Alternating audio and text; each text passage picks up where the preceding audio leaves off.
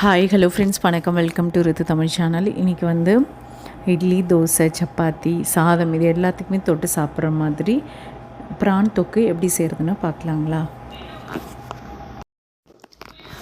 கடாயை வச்சுட்டு அதில் ஒரு 2 டேபிள் ஸ்பூன் எண்ணெய் சேர்த்துக்கலாம். கூடவே கொஞ்சம் சோம்பு சேர்த்துட்டு 2 பெரிய வெங்காயம் நல்லா பொடியாக நறுக்கி சேர்த்துக்கலாம். கூடவே கருவேப்பிலை, ஒரு ஸ்பூன் இஞ்சி பூண்டு விழுது இதெல்லாம் சேர்த்து நல்லா வதக்கிக்கலாம்.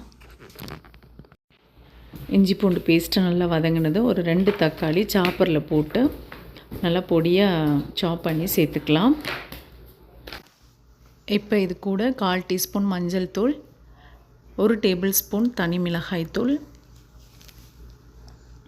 1 டீஸ்பூன் மிளகு சீரகத்தூள், கரம் மசாலா தூள் இதெல்லாம் சேர்த்து நல்லா வதக்கிட்டு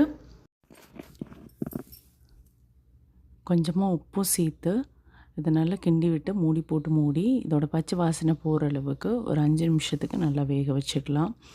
இப்போ மசாலாவோட பச்சை வாசனை எல்லாமே நல்லா போயிடுச்சு. இந்த டைமில் நம்ம வந்து ப்ரான் சேர்த்துக்கலாம். சேர்த்துட்டு நல்லா கிண்டி விடலாம். நான் ஒரு 1/2 கிலோ அளவு எடுத்திருக்கேன்.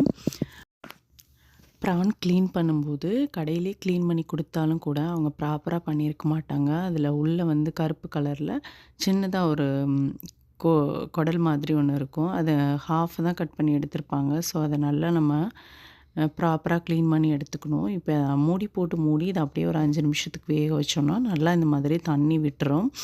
அதுக்கப்புறம் திரும்பவும் ஒரு 5-6 நிமிஷம் நல்லா கிண்டி விட்டு வேக வச்சோன்னா தண்ணியெல்லாம் நல்லா இந்த மாதிரி சுண்டி வற்றிடும்.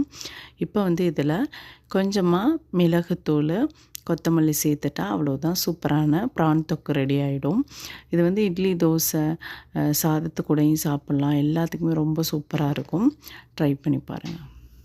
வீடியோ பிடிச்சிருந்தால் லைக் பண்ணி ஷேர் பண்ணுங்கள். தேங்க்யூ.